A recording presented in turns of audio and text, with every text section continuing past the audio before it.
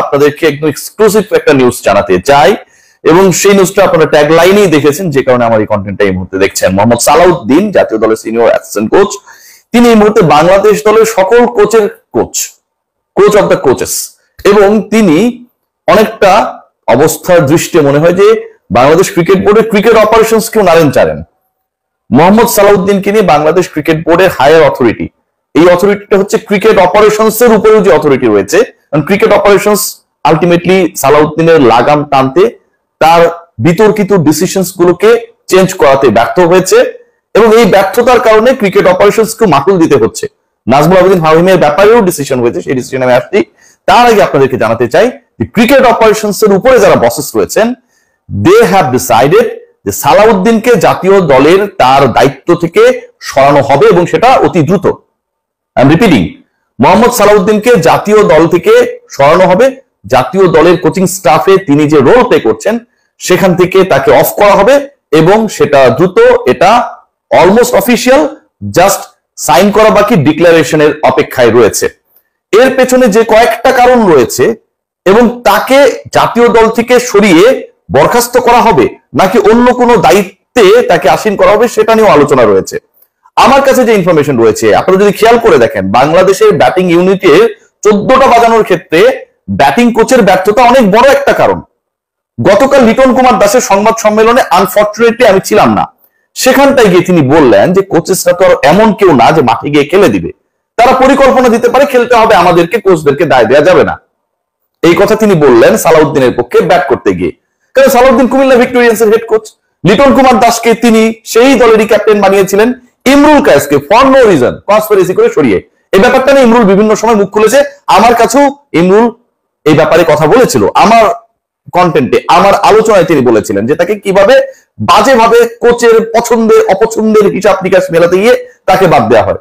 So Liton Kumar Das সালাউদ্দিনের পক্ষে 34 বলে সবশেষ সিরিজে, মানে সবগুলো ম্যাচ মিলে 34 রান করে 100 স্ট্রাইক রেটে লিটন কুমার দাস, ফেইলিওর লিটন কুমার দাস সালাউদ্দিনের পক্ষে ঠিকই এমন স্ট্রাইক করলেন যেন সেটা হচ্ছে 500 স্ট্রাইক রেটে ছক্কা মারলেন।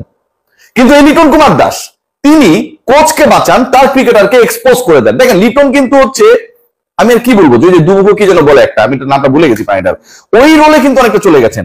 তিনি খেয়াল করে দেখবেন যে তার ক্রিকেটারকে প্রকাশ্যে সমালোচনা করেন। শামীম হোসেন পাটোয়ারিকে তিনি প্রকাশ্যে সমালোচনা করেন গ্লোবাল মিডিয়ায়, not even in the press conference প্রেজেন্টেশনের ওই সময়টায় তিনি প্রকাশ্যে বলেন শামীম হোসেন পাটোয়ারির রেসপন্সিবিলিটি নিয়ে, হি প্লেড ইররেসপন্সিবল ক্রিকেট, এটা তিনি প্রকাশ্যে বলেন, তিনি বলেছেন। কিন্তু যখন কোচ, প্রিয় কোচের নাম আসে, তখন তিনি তাকে ডিফেন্ড করেন। যে সতীর্থের সাথে ড্রেসিং রুম শেয়ার করেন, একই দলে খেলেন, একই মাঠে ফিল্ডিং করেন, একই সাথে পার্টনারশিপ করেন, সেই শামীম হোসেন পাটোয়ারিকে তিনি প্রকাশ্যে সমালোচনা করেন, কোচকে ডিফেন্ড করেন। খুব interesting. But Bangladesh cricket board, Aminul Islam Bulbul এবং তার cricket board, they are not going to defend Liton Kumar Das and Mohammad Salauddin anymore, and this is official. এখানে কোনো কোরাম চলবে না, সিন্ডিকেট চলবে না। মোহাম্মদ সালাউদ্দিন এরই মধ্যে এমন একটা সিচুয়েশন ক্রিয়েট করেছে, যেটা আমরা শুনেছি, গুঞ্জন আকাশে বাতাসে, উপরে নিচে, ডাইনে বামে, যে গুঞ্জনটা শোনা যায়, যেখানে তিনি তার যে ব্যর্থতা, এবং এই ব্যর্থতা নিয়ে মিডিয়া তার উপর, সাধারণ মানুষ তার উপর, ফ্যান্সরা তার উপর, ক্রিকেট বোর্ডের ম্যানেজমেন্টে যারা রয়েছেন তার উপর বিরক্ত। এটা নাকি ক্রিকেট বোর্ডের একটা পার্টিকুলার কিছু বোর্ড অফ ডিরেক্টরস এর করানো, তাদের সাজানো। নিজের ব্যর্থতার দায়টাকে তিনি এভাবেও ন্যারেট করার চেষ্টা করেছেন। আশরাফুলের আলোচনা কোচ হিসেবে যখন এসেছে, তখনও নাকি ওই বোর্ড অফ ডিরেক্টরসরা কোথা থেকে এসেছেন, তাদের অরিজিন কি, আশরাফুলের সাথে তাদের সম্পর্ক ভালো দেখেই আশরাফুলের আলোচনাটিকে লাইভ করা হচ্ছে, সালাউদ্দিনকে হটানোর পরিকল্পনা করা হচ্ছে। এক সময়ে সেই দলটা নাকি কুমিল্লা ভিক্টোরিয়ান্সের রাইভাল ছিল, এসব কারণে এসব করা হচ্ছে, এরকম ডিসকাশনও নাকি বাংলাদেশ ক্রিকেট দলের ভেতরে হয়। এই আলোচনা, এই গুঞ্জন প্রকাশ্য, সবাই জানে। এই কোরাম নিয়ে আমি একা কথা বলি না, নোমান ভাই বলে, দেবদা বলে, আমি বলি, আমরা যারা খোঁজ খবর রাখি, অন্য মিডিয়ার কথা যদি আপনারা বলেন, তারাও বলে। So Aminul Islam Bulbul, end of the day, Bulbul ভাইকে নিয়ে আমরা যতই যাই বলি না কেন, তার তো ওই ক্রিকেটীয় মস্তিষ্কের জায়গাটা রয়েছে।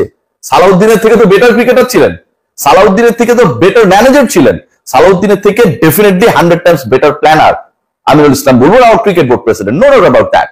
আমিনুল ইসলাম বুলবুল তিনি যখন এই স্বাধীনতা দিয়েছিলেন যে ঠিক আছে ক্রিকেটটা ক্রিকেটের মতো করেই চলুক, I am not going two be like anyone, যিনি আসলে ইনফ্লুয়েন্স করেছিল তার এটা না করলেও চলতো, এরকম তিনি এক্সাম্পল রাখতে চান নাই।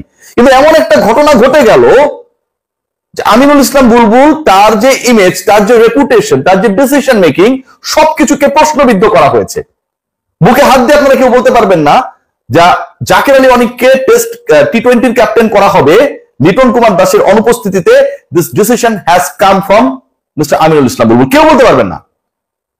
নিজেদের মতো করে এই সিদ্ধান্ত গ্রহণ করা হয়েছে। আমি যতটুকু খোঁজ পেয়েছি, আমিনুল ইসলাম বুলবুল বাংলাদেশ ক্রিকেটের স্বার্থে এই অটোক্রেটিক ওয়েতে যেভাবে জাতীয় দল বাজেভাবে ন্যারেট হচ্ছে, বিতর্কিত হচ্ছে, জাতীয় দল প্রশ্নবিদ্ধ হচ্ছে, সিন্ডিকেটবাজির শিকার হচ্ছে, কোরামের শিকার হচ্ছে, সেটাকে বন্ধ করার স্টেপ নিয়েছেন উইদাউট হ্যাভিং এনি, কি বলবো, ডিপেন্ডেন্সি থাকে না যে আমি ক্রিকেট অপারেশনস চেয়ারম্যানের উপর ডিপেন্ড করে সিদ্ধান্ত। No, he is now playing attacking cricket.